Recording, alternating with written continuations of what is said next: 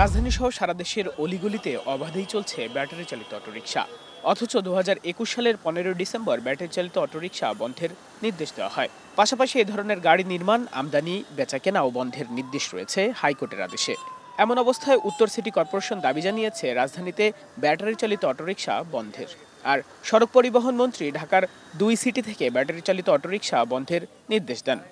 আরেকটি ডিসিশন আমার মনে হয় আসা দরকার যে ঢাকা শহরের কোন ধরনের ইজি বাইক চলবে না বা ব্যাটারি চালাবে, এটা অত্যন্ত ভাবে ঝুঁকিপূর্ণ। সিটিতে যাতে এসব ব্যাটারি চালিত গাড়ি না চলে এ ব্যাপারে শুধু নিষেধাজ্ঞা আরোপ নয়, এগুলো চলতে যাতে না পারে সে ব্যবস্থা করতে হবে।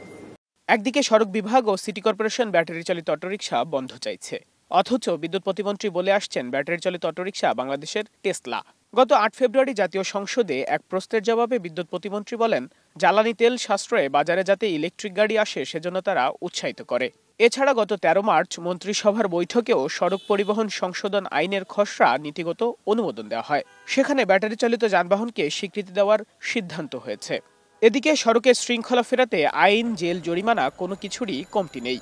তারপরও বেপরোয়া গতি, লক্কর-ঝক্কর বাস, হেলমেট ছাড়া মোটরসাইকেল, এজন্য আইন ভাঙার প্রতিযোগিতা। সবশেষ রাজধানীর বনানী এলাকায় দূরপাল্লার বাসে গেটলক সার্ভিস চালু করা হয়, অথচ শুরু না হতেই চলছে অনিয়ম। আর এই সড়কে শৃঙ্খলা আনা যাদের দায়িত্ব তাদের নিয়ে বুধবার বিআরটিএ কার্যালয়ে বৈঠক অনুষ্ঠিত হয়।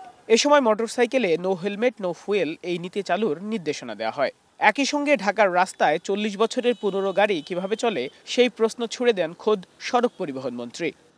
লক্কর ঝক্কর এবং এইরকম গরিব গরিব চেহারা, বাংলাদেশটা এত এগিয়ে গেছে, এখানকার বাসগুলো দেখলে মনে হয় না বাংলাদেশের কোনো অগ্রগতি হয়েছে। এর চেয়ে মফস্বলের গাড়িগুলো একটু বেটার।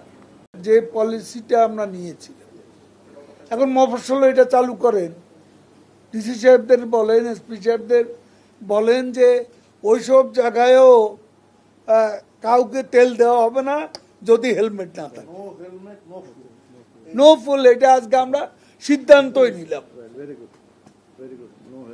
খালি ঢাকা শহর করলে তো হবে না, পুরো বাংলাদেশ করতে হবে নো হেলমেট নো ফুয়েল। তবে দুর্ঘটনা ঘটলে কেবল চালক দায়ী, এটা মানতে নারাজ শ্রমিক নেতারা। পুলিশ একটা দায় ছাড়া গোছের একটা রিপোর্ট দিয়ে দেয় যে বেপরোয়া গাড়ি চালাচ্ছিল, সেই কারণে দুর্ঘটনা ঘটেছে।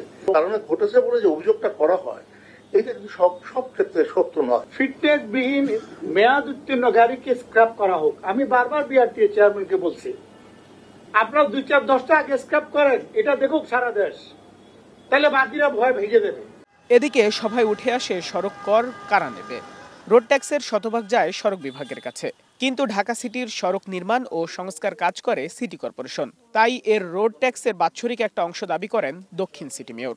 রোড ট্যাক্সের একটি অংশ যাতে করে সিটি কর্পোরেশন পায়, আমরা পুরোটা চাচ্ছি না। কর্তৃপক্ষ যেহেতু বিভিন্ন কাজ আছে, তাদেরও খরচ আছে, তারা একটি অংশ রাখুক। আমাদের অংশটা যদি দিয়ে দেওয়া হয় বাৎসরিক, তাহলে আমরা উপকৃত হব। বাইজিদ সাদ, এখন, ঢাকা। তারপরে ট্রাক মালিক সমিতি